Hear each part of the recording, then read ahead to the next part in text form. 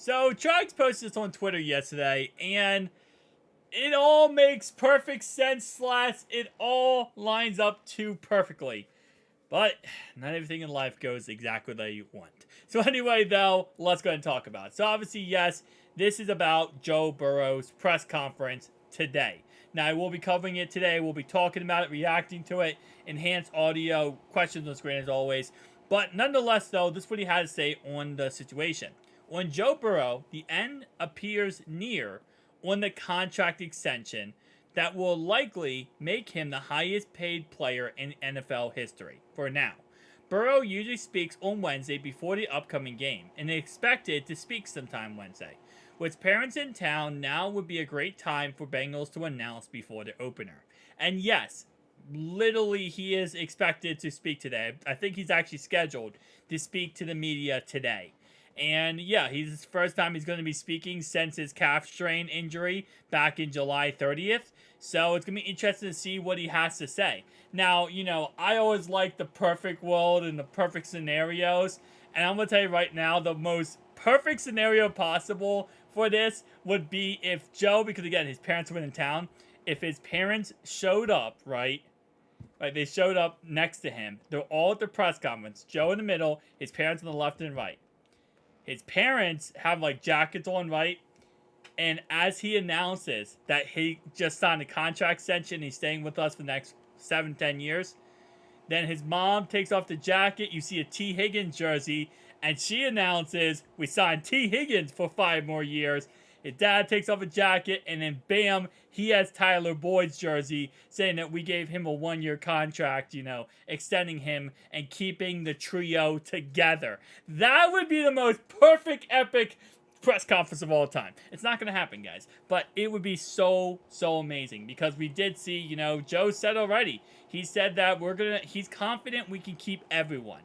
And when a quarterback says that, that's a message to the organization that you got to make it happen. Like, I don't care what you got to do, how you got to finesse, how you got to backload contracts, restructure contracts. You got to make it happen. And again, this is a tricky situation, right? And I'm not, listen, I think we will get T. Higgins under contract, right? But I do not envy being in the spot that the Bengals have to, the spot the Bengals are in. You got to keep in mind that, again, T's going to get $100 million contract, okay? Unless he takes a very team-friendly deal, which is possible he does, right? And he gets down to like 80, 90 million. He's probably getting $100 million, and that's how much he's worth. Then Jay Jettis is getting a new contract this year, and Jamar Chase next year is going to get whatever Jay Jettis gets plus more. Jay Jettis is going to want more than Tyreek Hill, who is the highest paid receiver in the NFL average-wise, and that's $30 million. So Jay Jettis is probably going to get like 32 million a year. That means Jamar Chase is probably going to want 33, 34 a year. So it's like, again, I do not envy being in Duke Tobin, Katie Blackburn's, area right now, Zach Coach Taylor's area right now, having to work out all these contracts. As fans, we gotta sit here and say, like, just get it done, just give them the money, but at the end of the day, there's a lot of things that go into contracts, a lot of things that go into structuring contracts correctly to make sure that, as Mike Brown said, earlier, keeping the pie and, giving out pieces of pie in the salary cap. It's not easy, right? But again, they're going to have to make it work. They're going to have to figure this out. And a lot of it does come down to probably backloading contracts, putting extensions on certain contracts, restructuring them. Again, like I said, it's all a process, but I do believe that we will, and I've said it since the very beginning, I believe we will get this contract done with Joe before the season starts. I don't see us going into the season with this contract still looming. There's really no point,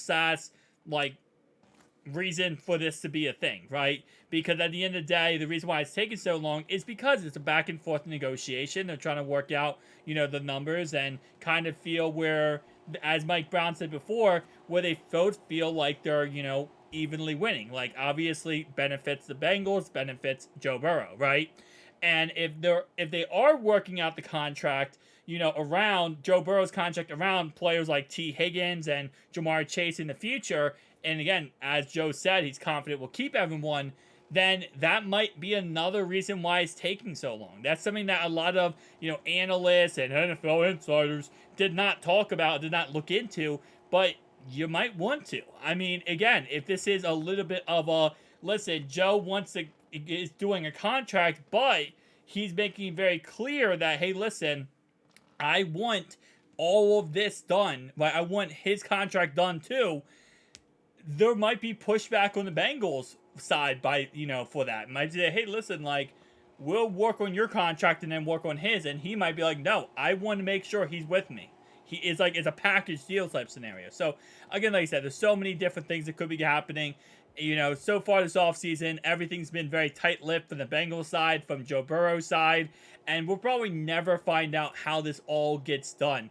But hopefully it does get done today, as, again, his parents are in town right before our opening game. That would be the most perfect way to go into the Browns game with Joe Burrow under contract, making that money and locked up for the foreseeable future with us, and no problem at all. And again, like I said, it's just one thing not to think about going into this season, right? Especially not just for us fans, but also the players.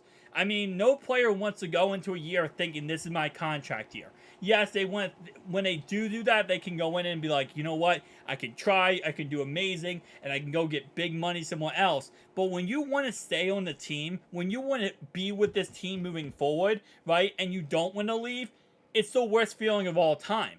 Because you're thinking to yourself, okay, well, clearly, the team wants me, but, well, maybe they don't want you. You don't know, right? You kind of have that suspicion of like, do they want me? Do they not want me? They haven't gave me a new contract. What's going on here? I mean, we heard DJ Reader say that the Bengals have not approached him at all for a new contract. So again, like he's going into his final season. So then you're thinking in your head, like the whole season, like, how am I going to do this? Should I, am I going to go to another team? Am I going to go back to them? And it just takes you away from football, right?